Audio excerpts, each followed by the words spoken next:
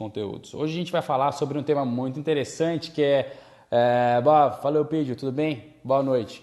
A gente vai falar sobre a constituição do nosso superego. O que é essa parada de superego, né? Quem é aquela voz interna que a gente tem, né? Quem já ouviu essa voz interna aí, ou quem ouve a todo momento essa voz interna aí, coloca um joia aí, porque se você não ouviu, comece a se preocupar, porque todo mundo ouve. E dependendo da qualidade dessa voz interna, esse juiz que a gente chama de superego, né? Esse juiz que a gente chama de superego é o que vai determinar as nossas condutas, né? Do que eu faço, do que eu não faço. E a gente vai ver como que isso se relaciona, né? Porque como que isso se relaciona com os nossos relacionamentos, não só... Quando eu digo relacionamentos aqui, eu não quero dizer só relacionamentos afetivos de marido e mulher, de namorado e namorada, enfim. Eu digo relacionamentos no geral, relacionamentos de trabalho, relacionamentos familiares, relacionamentos com amigos, relacionamentos afetivos, aí então é lógico que também entra, mas como que essa constituição desse juiz interno nosso, como que ele atua sobre o nosso ego e como o nosso eu ele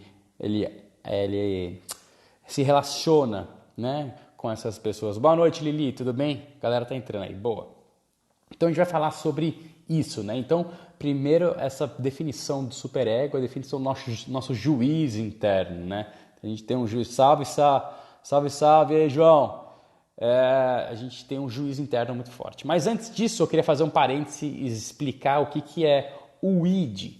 O id dentro da psicanálise é o que Freud chamou de aquele, é a fonte de todos os nossos desejos. Então, cara, todo desejo que a gente tem, desde os desejos mais primitivos, vamos dizer assim, e alguns desejos primitivos, por exemplo, que é de agressividade, é um instinto, né? É um desejo, né, que a gente tem. O amor também é uma construção, é um instinto de construção, né? Então, todos os nossos instintos, eles são do id, né? Ele quer sempre estar exercendo, sempre estar fazendo, realizando esses desejos, né? Então, só para a gente entender como é que isso se dá. Então, o que é o nosso superego? Como é que forma esse juiz interno, né?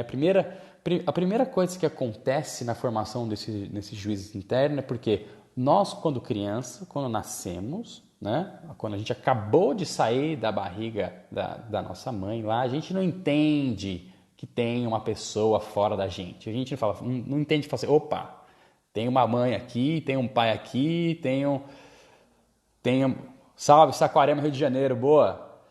Legal, pessoal, vai colocando onde vocês são aí pra gente ter uma ideia de onde é que a gente está atingindo aí. Então a gente não sabe onde a gente está, né? A gente não sabe que existe alguém fora da gente. A gente acha que é tudo um corpo só. Então quando eu sou amamentado, quando você foi amamentado pela tua mãe, naquela época você não sabia que existia uma mãe ali, né? Você sabia que tinha alguma coisa que meio que complementava você, você achava que era uma coisa só.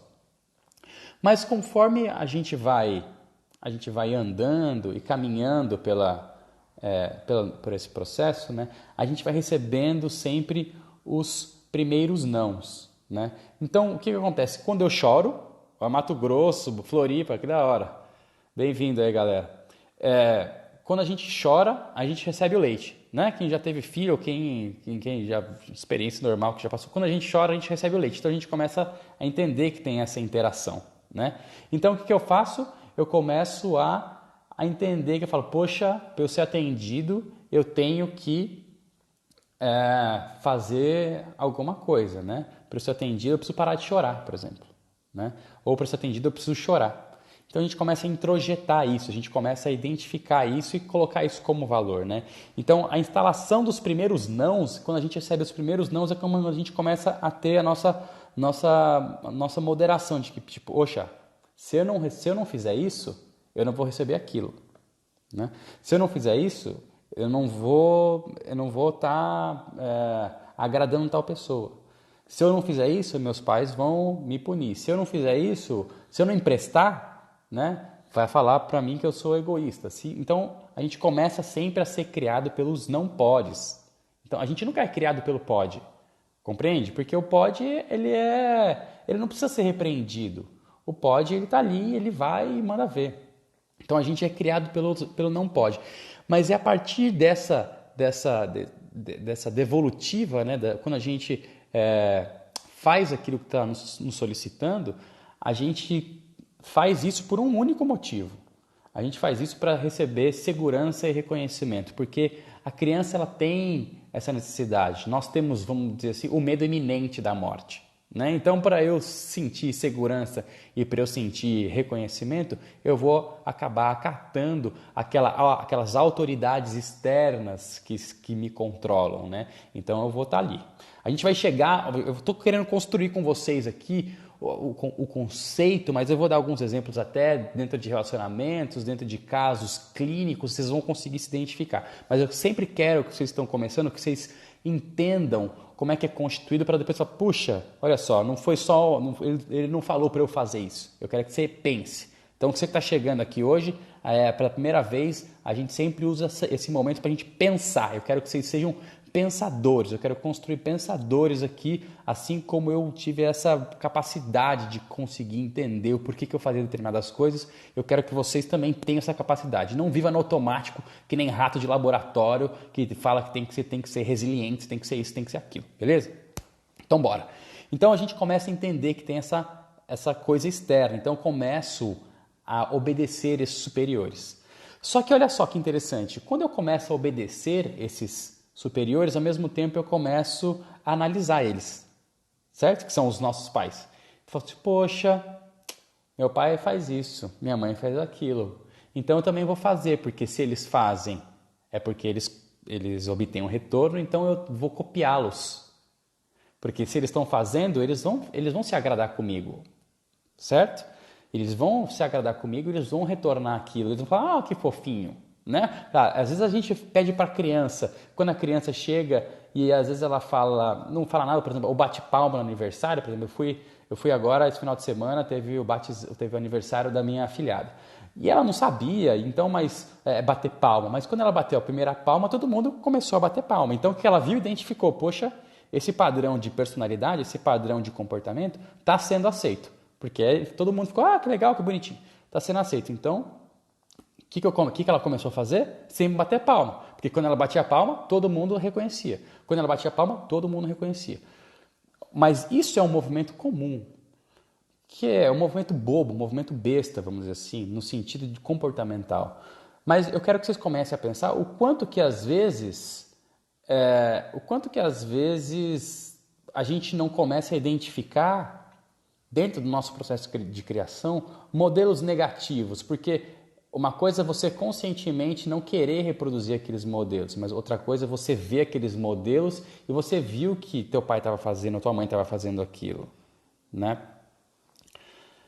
É justamente por isso, justamente porque que a pessoa pensa positivo e de repente já pensa negativo. Justamente, talvez, lógico, a gente tem as nossas oscilações, mas alguma coisa ali puxa ela para pensar negativo, né? Foi algum modelo que ela introjetou que ela não consegue só fixar no positivo, né? Quando a gente está resolvido com as nossas questões mais infantis, vamos dizer assim, a gente começa a entender e a ter mais pensamentos positivos. Não pensar, só pensar 100% positivo, isso não existe. Nós, seres humanos, estamos estabelecidos sobre uma lei da dualidade. Existe sempre o oposto a alguma coisa, yin e yang, né? Certo e errado, claro e escuro. Enfim, mas tem como a gente direcionar mais para o nosso pensamento positivo, sei lá, 60% positivo, 70% positivo e o resto negativo. Então, como eu estava falando, para vocês começarem a pensar aí até o que vocês podem ter introjetado, ter incorporado, ter visto de personalidade dos seus pais, de que, cara, o que eles fazem às vezes é meio... você considera meio errado, mas eles faziam lá atrás. Então, tenho certeza que você também incorporou isso. E a gente vai ver como é que isso funciona ao decorrer do processo, certo? Então, essa censura que a gente tem externa, ela passa a ser uma parte nossa, porque a gente também começa a identificar. Então, a personalidade dos seus pais é a sua personalidade quando criança. Isso vai até mais ou menos os 6 anos. Certo? Vai mais ou menos até os 6 anos. Porque você começa a entender. que você precisa estabelecer aqueles sentidos. Então, o superego ele atua, esse juiz interno, ele começa a atuar como um vigilante, como se fosse um Big Brother dentro da sua mente, porque ele vai te punir ou ele vai te premiar. Essa é a dupla função do nosso superego, né? Quando ele te premia, né? É porque você fez alguma coisa que você levou a aplauso e reconhecimento. Quando ele te pune, é porque você foi contra alguma regra que você aprendeu, né? Então, se você tem pais, se você é muito crítico, perceba como é que foi a tua criação. Será que teus pais eram críticos também? Será que, e por mais que você não queira ser, por que você continua sendo? Será que teus pais eram muito rígidos? E se você é rígido, veja isso, né? A gente sempre pega isso dos nossos pais, sempre, a todo momento. Então a gente tem que começar a ponderar isso, ok? Presta bem atenção de como foi esses modelos, porque de novo, a personalidade da criança é a personalidade dos pais, sempre, sempre, até os 6 anos. E isso começa a gerar conflito sempre, porque lembra que eu falei que o id, que é a fonte dos nossos desejos, ele quer sempre colocar os desejos para fora, né? Mas sempre tem um sensor que fica aqui em cima, né? Então o conflito eu quero executar, mas tem alguém que me bloqueia. E é muito interessante porque criança é muito espontânea, né? Criança tem uma espontaneidade e é muito genuína, né? E a gente vai perdendo isso, e por isso que a gente perde isso ao longo do tempo, porque a gente vai criando sensores, né? Um exemplo muito interessante, a minha mãe, ela visita pessoas enfermas, né? E ela estava ela foi levar junto com ela para uma visita uma criança de uma mulher que trabalha junto com ela lá. E aí ela chegou no quarto da UTI, porque ela vai em hospital, ela chegou no quarto da UTI e tinha uma pessoa lá, obviamente, na UTI. E aí, perdão, na UTI não, na casa, né? Chegou na casa da pessoa onde ela levava a comunhão, né? E aí chegou na casa dessa pessoa e já era um senhor de idade, e aí a criança que estava com ela chegou e falou assim: nossa, moço, por que você é caveira? Entende? A pessoa estava ali, mas estava em estado já debilitado da doença, e a criança deu aquilo lá. Ou seja, foi o impulso do id, né? Só que ela não tinha um sensor, que é o superego, para falar assim: peraí, não faça isso, né? Não é legal você falar isso para uma pessoa que está doente. Entende? Então, a gente sempre... E aí gera o conflito, porque quando eu vou querer fazer alguma coisa que eu estou a fim de fazer, vem um superego e ele me bloqueia. Instalou-se aí o conflito, né?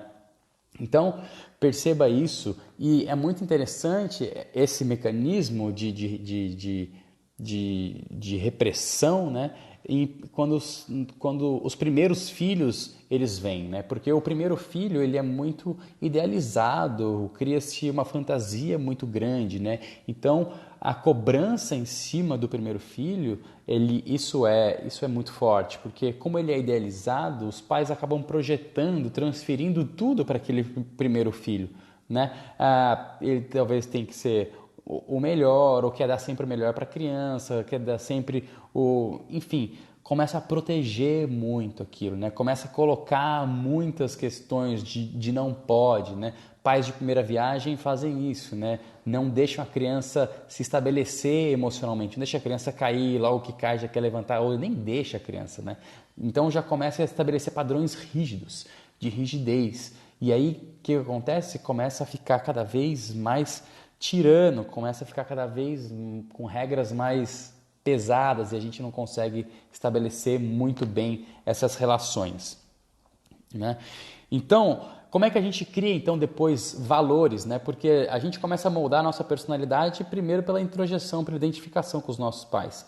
Mas eu começo a introjetar valores depois quando eu identifico uma personalidade, mas depois o meu pai vai lá, ou minha mãe vai lá e faz de uma forma incongruente. Quer ver? Não sei se já aconteceu com vocês, mas mamãe pode falar assim para um filho: empresta meu filho, empresta meu filho, empresta meu filho, empresta meu filho. Aí quando bate a vizinha dentro de casa, porque você introjetou o quê? Você introjetou que você tem que emprestar, certo? Você falou: bom, eu tenho que emprestar. Só que quando a vizinha bate em casa para pedir um açúcar, por exemplo, tua mãe que falou para você emprestar, fala assim, hoje não tem açúcar. Né? Ou quando ligam em casa, ia falar, não mente meu filho, não mente meu filho, não mente meu filho, não mente meu filho. Mas quando ela liga em casa e você atende e fala assim, tua mãe tá aí? Aí você fala, oi tia, tudo bem? Aí lá do fundo tua mãe fala assim, para garoto. Né? Qual o padrão que você introjetou ali?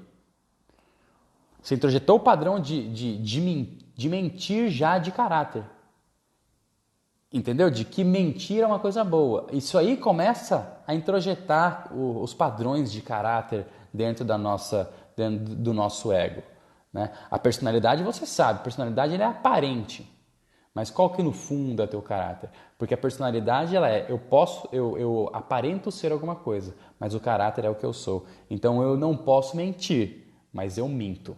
Porque eu aprendi lá, porque foi incongruente com o que eu aprendi e com o que eu vi.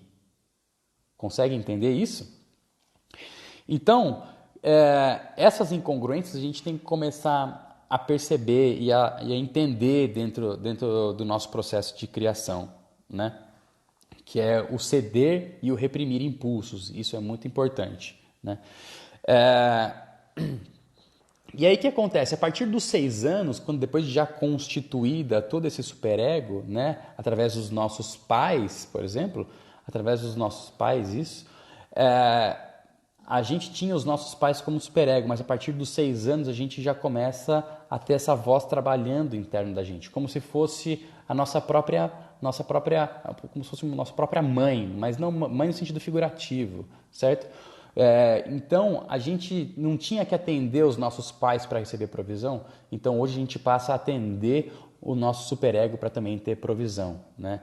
Só que a provisão é o amor que eu sinto, é o amor que eu quero ter, né, dos meus parentais. Então, eu começo a sempre agora a obedecer o meu superego, mas se eu sou um superego criado com rigidez, eu vou ter que atender esses padrões. E aí começa o que a gente chama do início do masoquismo, né? Do início do masoquismo no seguinte, se eu tenho regras muito rígidas, eu preciso atender essas regras rígidas para eu poder ficar bem. Porque como ele é a minha fonte de amor, vamos dizer assim, de eu receber retorno, se eu não tiver um retorno se eu não atender essas regras aqui, eu vou perder provisão, eu vou perder sentido de reconhecimento, de segurança, entende? Então eu tenho sempre que atender isso aí. Então, quanto mais rígida for as nossas regras,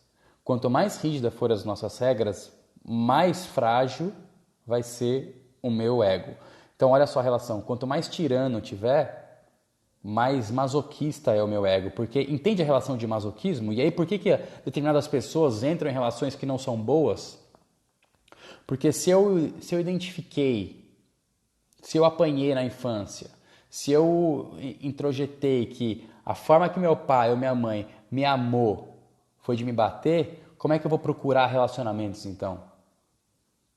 De que às vezes eu apanhar dentro de um relacionamento, e às vezes não no sentido físico, mas que eu sofrer dentro de um relacionamento, isso vai fazer com que eu receba amor de volta. Entende essa coisa que é muito doido esse negócio, mas começa a entender o porquê, porque eu fui estabelecido regras rígidas aqui e ao mesmo tempo eu tive um ego mais frágil, né? Então, essa relação ela é muito importante, porque quanto mais tirano eu sou, mais masoquista eu sou.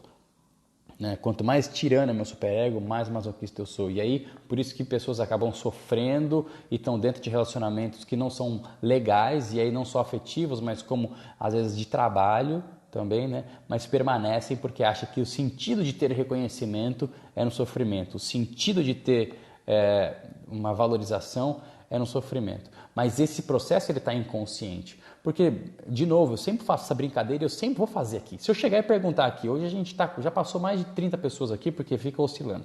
Se eu perguntasse para todo mundo, se a gente saísse na rua aqui e falasse, quem quer se fuder aí? Ninguém quer. Ninguém quer se ferrar, porque o processo é consciente. Agora, mas por que tem pessoas que entram nesse processo? Se você perguntar uma pessoa que está depressiva, ela não quer ficar depressiva. Se você perguntar para uma pessoa que está num relacionamento ruim, ela não quer ficar naquele relacionamento ruim. Mas por que fica?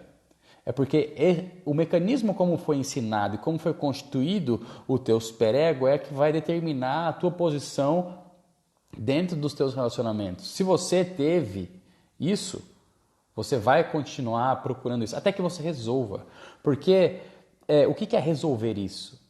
É flexibilizar. Quando a gente tem um superego muito rígido, eu costumo comparar ele como se fosse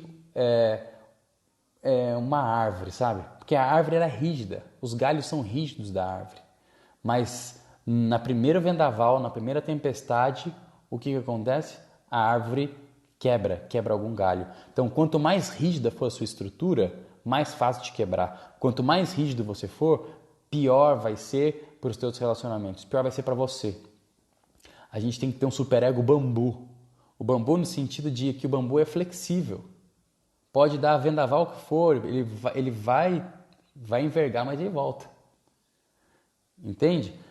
Então, presta atenção, quanto mais rígido você for, pior vai ser. E presta atenção em como você foi ensinado a isso. Quer ver como você é? Olha como seus pais foram, ou como eles são. Né? Pega a estrutura dorsal dos teus parentais e olha como eles são e como você é. Nós temos muito mais os nossos pais do que nós gostaríamos, porque eles foram que nos moldaram o nosso superego, são eles que colocaram essa estrutura, né, na gente. Então, a gente tem que começar a pensar isso. Como é que foi o teu superego? Muitas vezes, que nem eu falei, muitas vezes a dor do castigo é aceita, de certa forma, ou até mesmo provocada para receber esse amor de volta, né? Às vezes pessoas gostam de sofrer ou provocam o sofrimento porque entendem que isso é uma troca de afetividade, porque isso é uma troca de amor, né? Para transformar o teu superego num processo mais simples, mais educador, a gente tem que entender que tem uma equação simples, que é sentimento. Sentimento é igual a razão mais emoção. Então, a razão não é a sua parte cognitiva, não. É eu pegar e eu entender o processo. Porque se fosse só cognitivo, a gente ia ler um livro e ia ficar 100% em uma coisa, né? Ia ficar craque 100% em qualquer tipo de assunto. A razão é conforme eu vou andando pelo processo da vida, eu vou aprendendo com aquelas coisas, né? Eu vou aprendendo com aquilo, tenho a percepção disso. Pô, então quer dizer que quanto mais velho eu sou, mais razão eu tenho? Não. Porque quanto mais flexível você mais adaptado você fica e mais razão sobre aquilo você consegue desenvolver. Porque se você não tiver razão sobre as coisas, flexibilidade sobre as coisas, mais rígido você vai ser. Porque a razão, ela domina a emoção. Sempre o aprendizado, vamos trocar a palavra razão para aprendizado. O aprendizado, ele domina a emoção. Porque a emoção é burra, ela vai fazer com que você vá para o inferno. No bom sentido, né?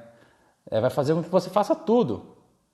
Que você compre, com que você brigue, com que você xingue, com que você faça tudo de forma instintiva. Mas quando você tem auxílio do processo do aprendizado, você vai conseguir controlar e vai ter sentimentos melhores. Então comece a quebrar essas identificações que você tem, né? Pegue o que for bom, o que for de caráter, o que for positivo dos teus parentais e molde para a tua vida. O resto joga fora. Eles tiveram a oportunidade de construir o deles. Agora você também tem a oportunidade de construir o seu. Não fique querendo apanhar da vida para até aprender achando que isso é uma relação de amor, que você vai receber uma provisão por isso. Muito pelo contrário. Quanto mais você apanha, mais você deixa as pessoas baterem em você e mais você gosta. Porque saiba disso, o masoquista ele gosta de apanhar.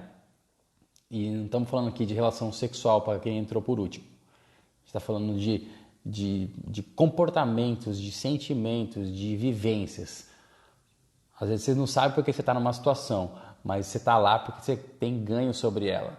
E eu já ouvi muitos comentários e muitas coisas e as pessoas rebatem sempre. Tiago, você não sabe o que você está falando porque você nunca viveu isso, você não sabe o que... Eu afirmo categoricamente, Não só porque alguns processos eu já vivenciei, mas como dentro de clínica, mas como também dentro de muitos atendimentos que eu já tive aqui, de muita vivência, de que a mudança só acontece quando a dor de ficar for maior que a dor de partir. Quando eu tenho 51% de ganho sobre, mas 49% está doendo, eu não mudo. Eu só vou mudar quando eu tiver 51% de dor e 49% de ganho. Então, toda situação ruim, que você considera ruim na tua vida, se você está nela, você tem ganho ainda. E aí vai muito da estrutura que você teve de rigidez ou de construção do teu superego. Entende? É isso aí. É isso aí, Lili. Então, isso a gente tem que sempre ponderar e analisar sobre, né? Não, veja, se você quer ver, você quer analisar melhor, veja como é que foi a tua criação, veja como é que são os seus pais. Não crie um processo de repressão contra os teus pais. Não crie um processo de ódio contra eles, porque você faz parte, você é parte deles, né? Eles criaram você e você é uma parte. A criança é constituída sobre o olhar do adulto.